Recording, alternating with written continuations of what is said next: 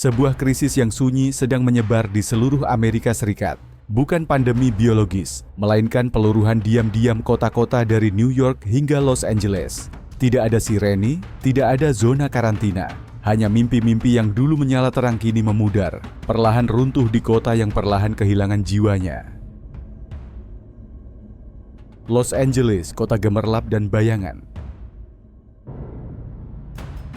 Mari kita menuju Los Angeles, kota cahaya dan sudut tergelap dari mimpi Amerika. Los Angeles, kota cahaya dan mimpi besar. Tapi hanya beberapa blok dari pusat kota terletak Skid Row, tempat ribuan orang tinggal berdesakan di dalam tenda, terjebak antara pengabaian dan mimpi Amerika yang tak pernah menjadi kenyataan. Latanya, dulunya seorang perawat di San Diego, kini tidur di samping halte bus. Jerome, seorang veteran dari Afghanistan, meringkuk di bawah selimut lusuh setiap malam. Mereka bukan malas, mereka hanya tertinggal setelah satu kesalahan kecil. Meski miliaran dolar telah diinvestasikan untuk perumahan publik, sewa di sini masih melebihi $2.600 per bulan. Menurut laporan Lhasa tahun 2024, sewa rata-rata di Los Angeles melebihi $2.600 per bulan. Dengan upah minimum, satu kemunduran cukup untuk kehilangan atap. Namun bahkan dalam kegelapan, harapan masih berkilau. Klinik kesehatan keliling, kelas pelatihan kerja, dapur umum. Orang-orang yang diam-diam menjaga sisi kemanusiaan kota. Mungkin yang paling perlu dibangun kembali bukan hanya perumahan, tetapi cara orang memandang satu sama lain, dan bagaimana tak seorang pun seharusnya dibiarkan dalam kegelapan. Jika Los Angeles adalah tempat di mana mimpi Amerika pertama kali mulai retak, maka tak jauh dari sana, San Francisco menyaksikan dirinya sendiri terjun bebas di jantung dunia teknologi yang dulu dikagumi semua orang. Pernahkah Anda berjalan melewati Skid Row? Apa yang paling mengena, ketidakadilan atau ketidakpedulian? Kota teknologi yang runtuh, San Francisco. Dulu simbol global inovasi, San Francisco pada tahun 2025 tampak seperti kota yang jatuh bebas. Lebih dari sepertiga kantor kini kosong. Menurut data CBRE, kuartal pertama 2025 menunjukkan tingkat kekosongan kantor sebesar 36,6% di San Francisco, tertinggi sejak tahun 2000. Markas besar teknologi besar telah pindah, menyeret raksasa retail dari Walgreens hingga Whole Foods menuju penutupan. Dulu pusat kota yang ramai kini hanya menyisakan jendela-jendela sunyi. Kemakmuran telah digantikan oleh rasa keterasingan. Pusat perbelanjaan hanya menyala setengah, sementara proyek pembangunan kembali terhenti di tengah defisit anggaran sebesar $1 miliar. Meski jumlah tenda sedikit menurun, krisis tunawisma tetap terlihat nyata. Penduduk mengeluhkan kondisi hidup, sementara kebijakan keamanan dan pengendalian narkoba belum membawa perubahan nyata. San Francisco adalah tempat mimpi teknologi dimulai. Tapi kini, kecepatan pertumbuhan yang tak terkendali justru menimbulkan pertanyaan. Bisakah sebuah kota dilahirkan kembali saat inti kemanusiaannya mulai menghilang? Dari surga, inovasi menjadi tempat yang sulit untuk ditinggali.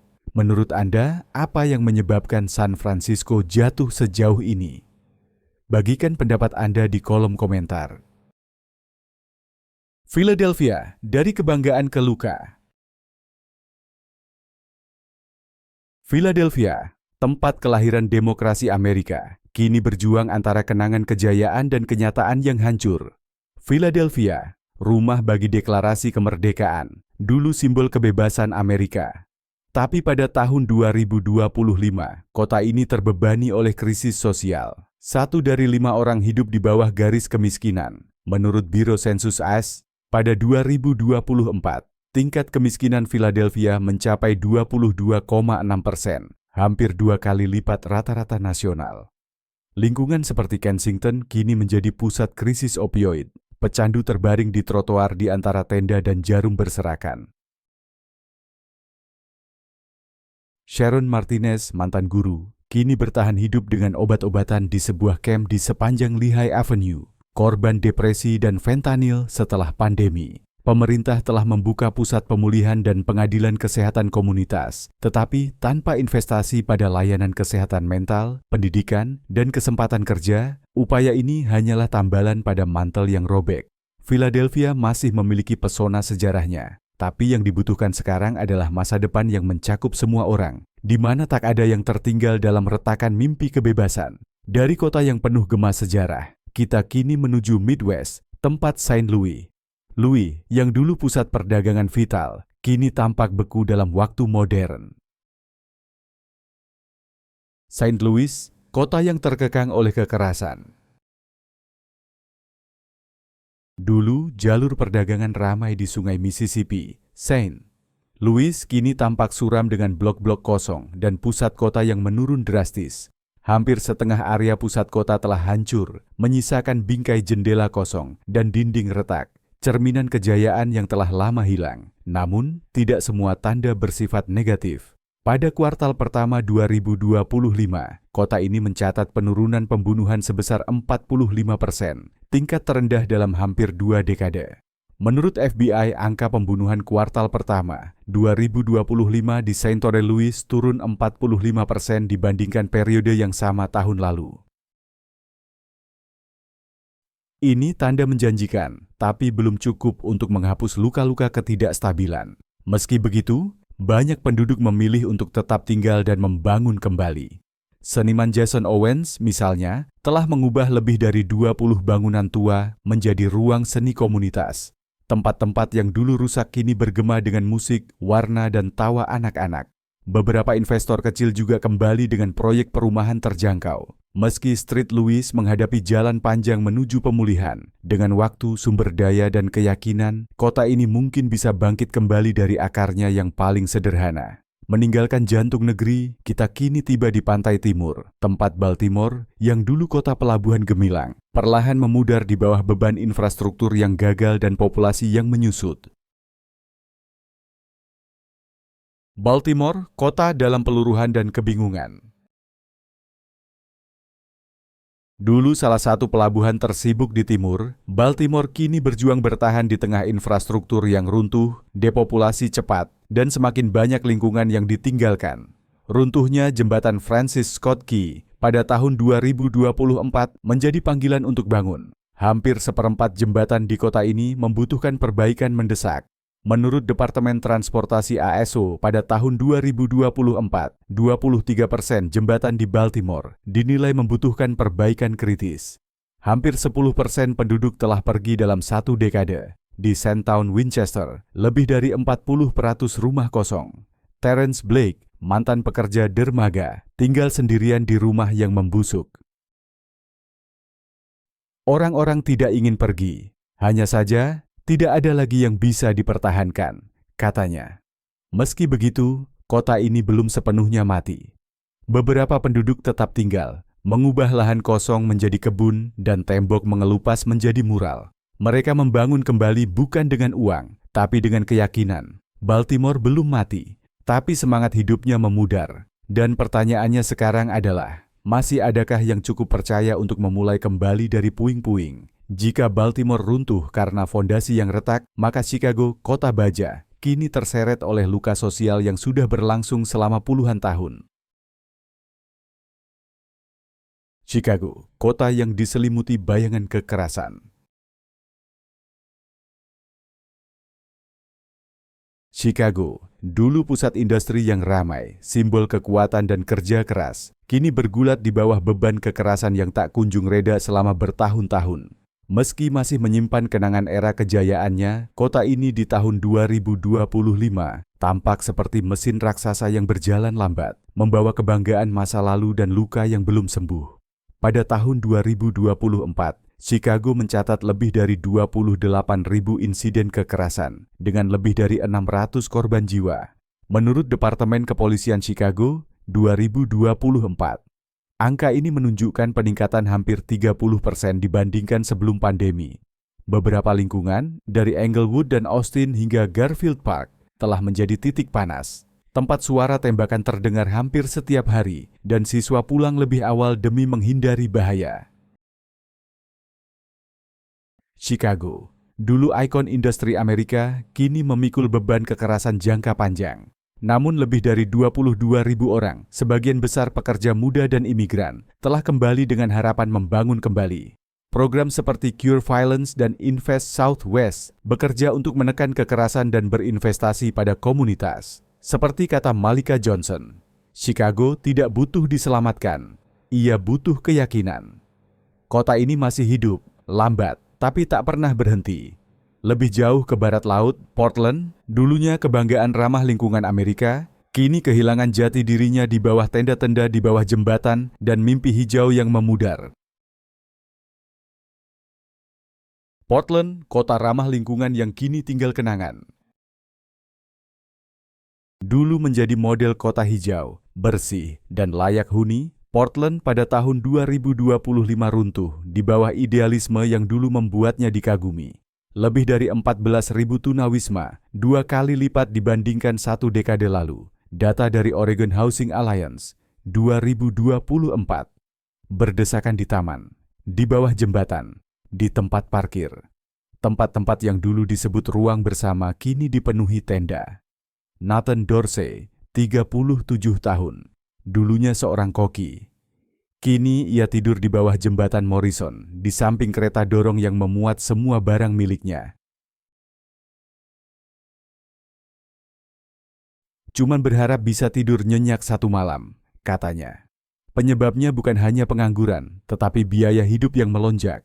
Perumahan, makanan, listrik, semuanya naik hampir 20% per tahun, sementara pendapatan tetap stagnan. Kelas baru pun muncul, pekerja penuh waktu yang tetap miskin. Kota ini telah menghabiskan puluhan juta untuk perumahan sosial dan tempat penampungan. Tapi banyak ahli mengatakan, ini hanya pemadaman api, bukan penyembuhan sesungguhnya.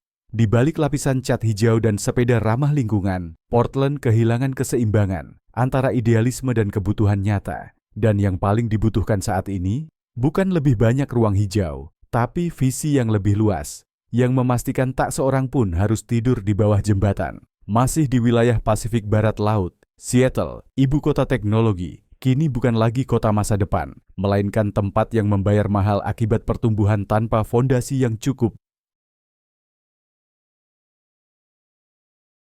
Seattle, harga dari pertumbuhan tak terkendali.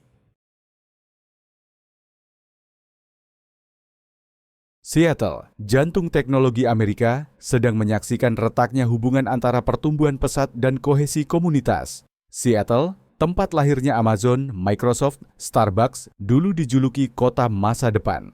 Namun pada tahun 2025, masa depan itu justru mendorong banyak orang tersingkir. Harga rumah rata-rata di sini telah melampaui $900.000. Menurut Redfin, awal 2025, harga rumah rata-rata di Seattle mencapai $912.000. Orang-orang seperti guru, perawat, koki, mereka yang menjalankan kota setiap hari, kini tak mampu tinggal di sini. Kelompok baru diam-diam terbentuk, pekerja penuh waktu yang tetap tunawisma. Maria Rojas, seorang imigran perempuan, dulunya memiliki usaha binatu kecil.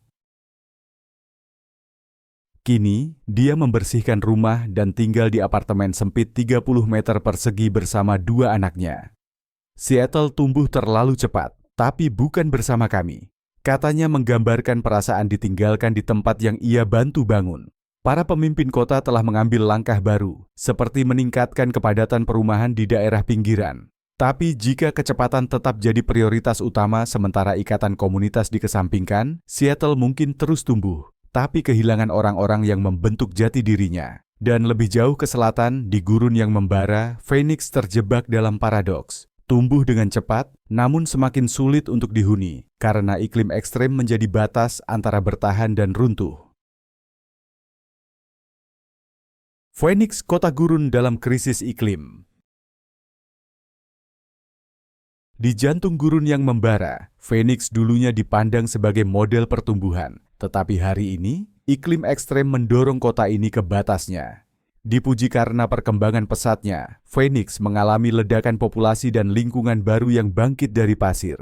Tapi pada tahun 2025, ekspansi cepat ini menabrak tembok keras, panas yang tak kenal ampun, kekurangan air, krisis perumahan, dan kurangnya perencanaan jangka panjang.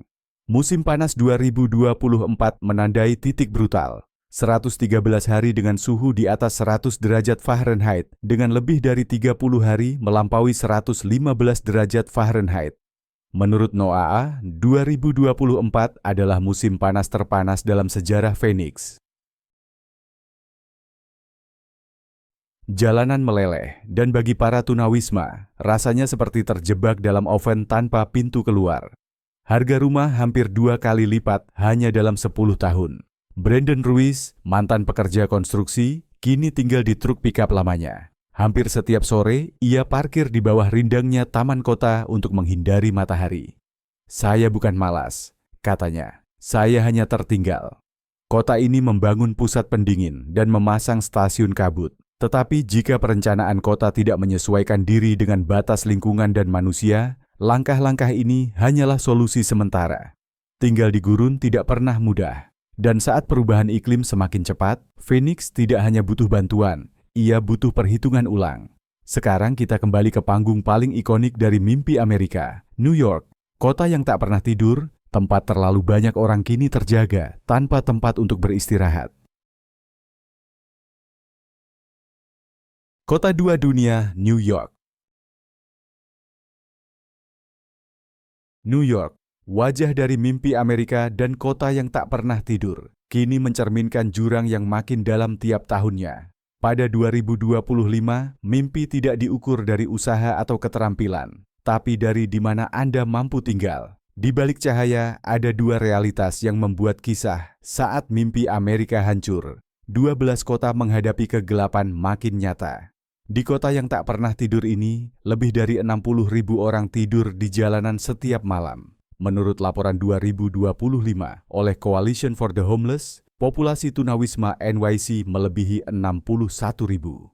Sementara itu, apartemen kecil di Manhattan bisa berharga lebih dari $4.500 per bulan. Banyak yang tetap kosong, tirainya tertutup, seperti kotak tanpa nyawa di langit. Di sisi lain dari kota yang sama, di Bronx atau Crown Heights, keluarga berpenghasilan rendah berdesakan di ruang sempit, berjuang setiap minggu dengan tagihan listrik, sewa, dan belanja yang terus naik. Angela Brooks, seorang ibu tunggal dan perawat yang tinggal di Queens, bekerja 12 jam sehari di 2 rumah sakit. Tak ada hari libur, tak ada bantuan perumahan. Tidak cukup miskin untuk dapat bantuan, tidak cukup kaya untuk hidup nyaman. Katanya, hanya mencoba bertahan, tapi tetap jatuh.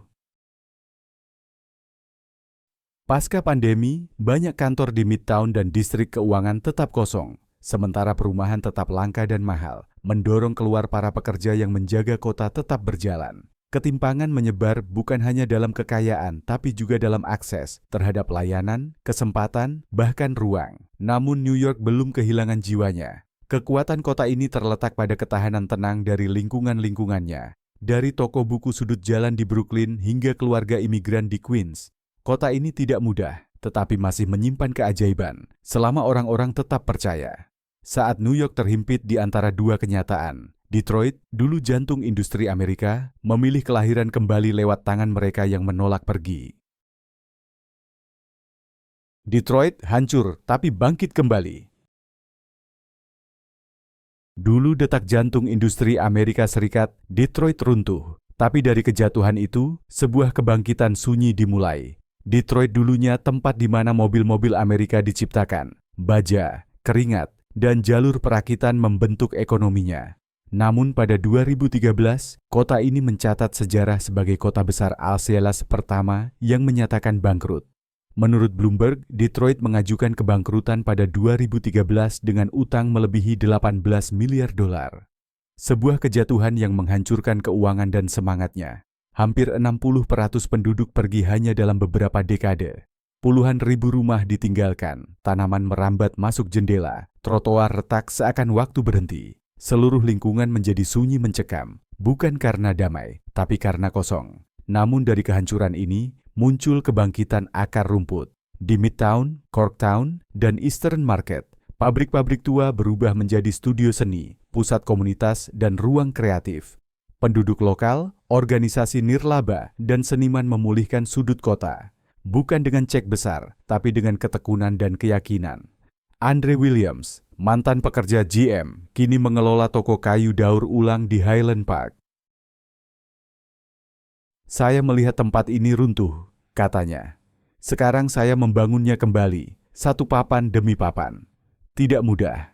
Kemiskinan tetap tinggi, investasi masih terbatas, masalah keamanan masih ada. Tapi Detroit bukan lagi kota hantu. Ia menjadi bukti bahwa kebangkitan tidak butuh kekayaan, hanya kemauan untuk mencoba lagi.